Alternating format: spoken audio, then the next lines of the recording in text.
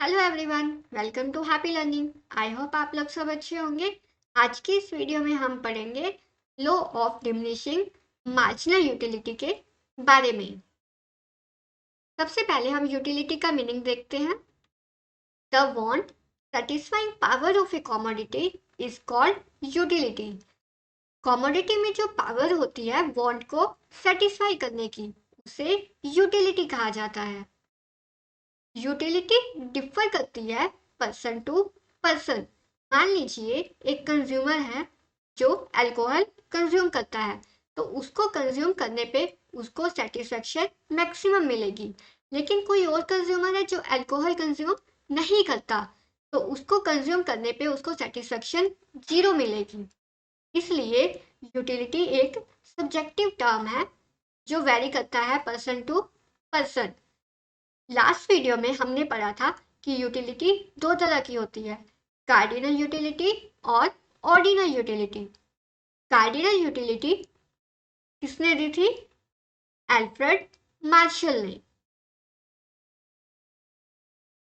Cardinal utility कहती है जब एक कंज्यूमर किसी भी गुड को कंज्यूम करता है तो उससे मिलने वाली जो सेटिस्फेक्शन है उसे हम मेजर कर सकते हैं नंबर्स की फॉर्म में, जैसे कि 1, 2, 3 and so on. The cardinal utility is measured in terms of utils. Utils क्या है? मेजरिंग यूनिट है यूटिलिटी का। फॉर एग्जाम्पल, मैंने टी कंज्यूम की, तो टी से मिलने वाला जो सेटिस्फेक्शन है वो है 20 यूटिल्स। और कॉफ़ी कंज्यूम करते हो तो उससे हमें सेटिस्फेक्शन मिलता है 18 यूटिल्स। ये होता है कार्डिनल यूटिलिटी। और ऑर्डिनल यूटिलिटी क्या होता है? वहाँ पर हम अपनी अपनी प्रेफरेंस के अकॉर्डिंग कॉमोडिटी को रैंक देते हैं। मान लीजिए मुझे टी ज़्यादा पसंद है एज कंपैरिजन टू कॉफ़ी, तो टी से मिलने वाली यूटिलिटी मुझे ज़्यादा होगी एज कंपैरिजन टू कॉफ़ी। इसे कहते हैं हम ऑर्डिनल यूटिलिटी। एच गॉसन ने कार्डिनल यूटिलिटी में दो लॉ के बारे में बात की थी। फर्स्ट लॉ है law of diminishing marginal utility और सेकंड लॉ है law of equi marginal utility. Law of diminishing marginal utility को हम गॉसन फर्स्ट लॉ बोलते हैं और law of equi marginal utility को हम गॉसन सेकंड लॉ बोलते हैं।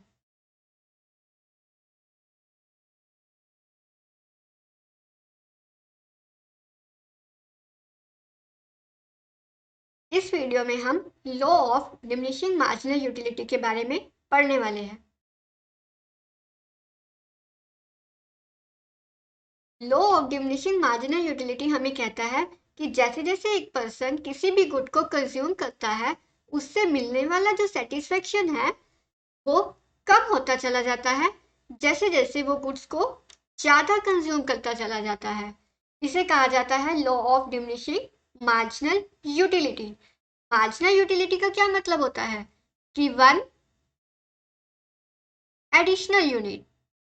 और डिमिनिशिंग मार्जिनल यूटिलिटी का क्या मतलब है कि जैसे जैसे हम किसी भी गुड को कंज्यूम करते चले जाएंगे उससे मिलने वाला सेटिस्फेक्शन कम होता चला जाएगा। ये बच्चे आइसक्रीम परचेज कर रहे हैं। जैसे वो फर्स्ट आइसक्रीम परचेज करेंगे तो उससे मिलने वाला जो सेटिस्फेक्शन है वो 20 यूटिल्स के इक्वल होगा।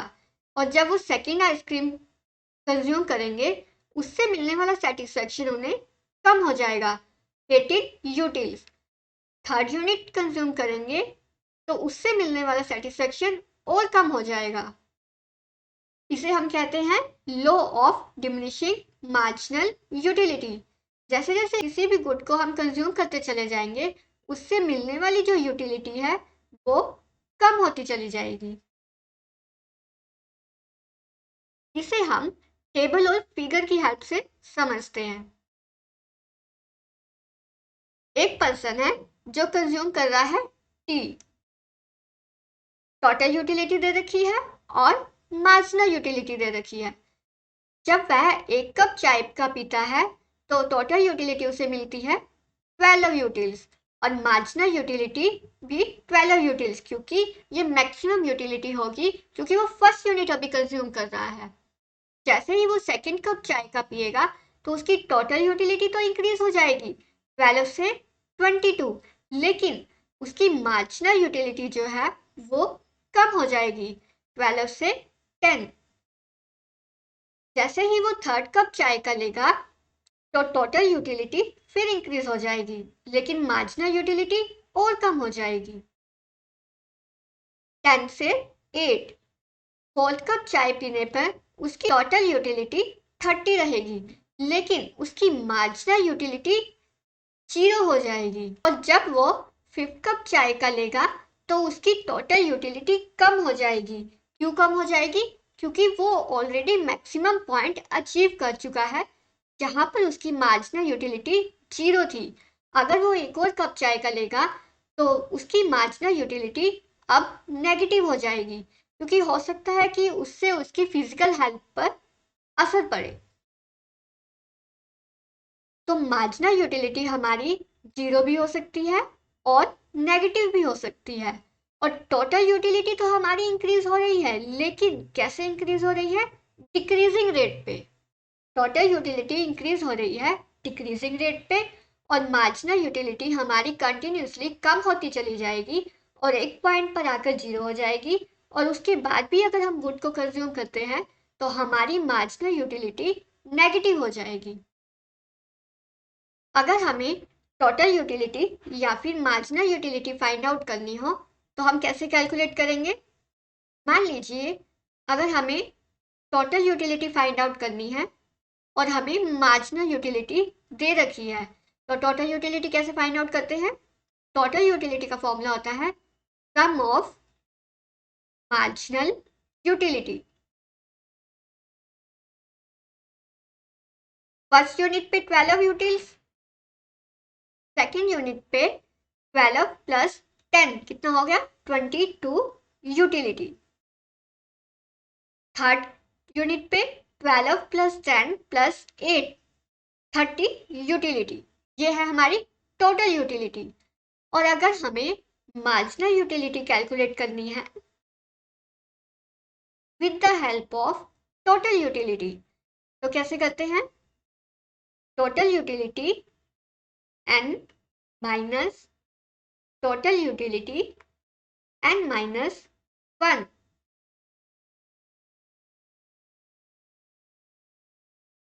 फर्स्ट यूनिट पे तो हमारी मार्जिनल यूटिलिटी 12 होगी। सेकेंड यूनिट पे टोटल यूटिलिटी हमारी सेकेंड यूनिट पे कितनी है? 22 माइनस प्रीवियस यूटिलिटी 12, तो हमारी मार्जिनल यूटिलिटी आ गई सेकेंड यूनिट की 10। ऐसे ही सेम आप कैलकुलेट कर सकते हो थर्ड यूनिट का, फोर्थ यूनिट के और फिफ्थ यूनिट की। अब इसी को ही हम फिगर में रिप्रेजेंट करते हैं। ये है मार्जिनल यूटिलिटी और टोटल यूटिलिटी का कर्व।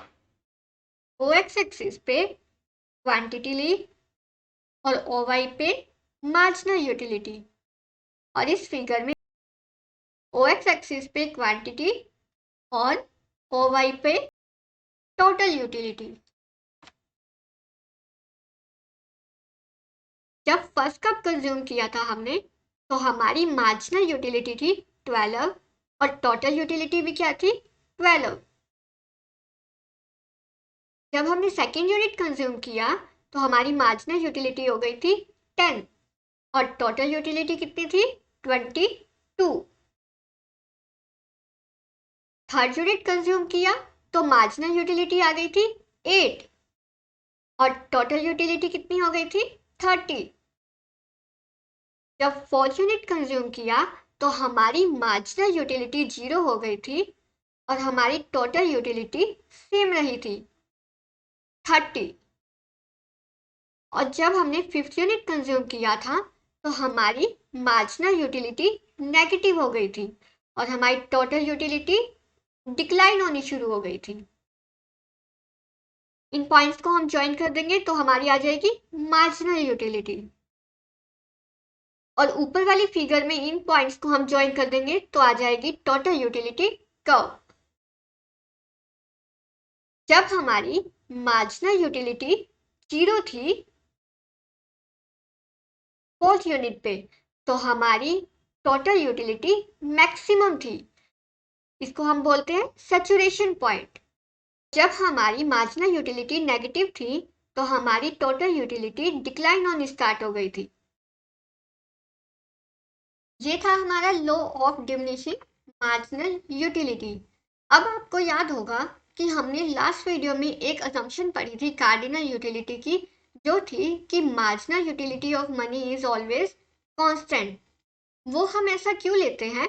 हमने अभी पढ़ा कि हमारी मार्जिनल यूटिलिटी 0 भी हो सकती है और नेगेटिव भी हो सकती है। तो मार्जिनल यूटिलिटी का केस तो हर एक पे अप्लाई होता है, मनी पर भी। तो क्या मनी की मार्जिनल यूटिलिटी 0 हो सकती है? कभी नहीं हो सकती। मनी की मार्जिनल यूटिलिटी कभी भी 0 नहीं हो सकती और ना ही नेगेटिव हो सकती। क्यों नहीं हो सकती? क्योंकि मनी क्या है? मनी रिप्रेजेंट करता है purchasing power over all other goods, और हर एक पर्सन की वांट्स जो है वो बहुत अनलिमिटेड है। उन अनलिमिटेड वांट्स को सेटिस्फाई करने के लिए हमें मनी की जरूरत पड़ती है। इसलिए मनी की मार्जिनल यूटिलिटी कभी भी 0 और नेगेटिव नहीं हो सकती। इसलिए वहां पर हम अज्यूम करके चलते हैं कि मार्जिनल यूटिलिटी मनी की क्या रखेंगे हम? कांस्टेंट हमेशा। और सिर्फ गुड्स की ही मार्जिनल यूटिलिटी को कंसीडर किया जाएगा। आई होप कि आपको वो अजम्पशन भी इस वीडियो में और क्लियर हो गई होगी कि हम marginal utility of money constant लेकर क्यों चलते हैं। Thank you so much. अगर आपको ये वीडियो पसंद आई हो तो लाइक कीजिए, शेयर कीजिए और चैनल को सब्सक्राइब कीजिए। Bye bye, take care.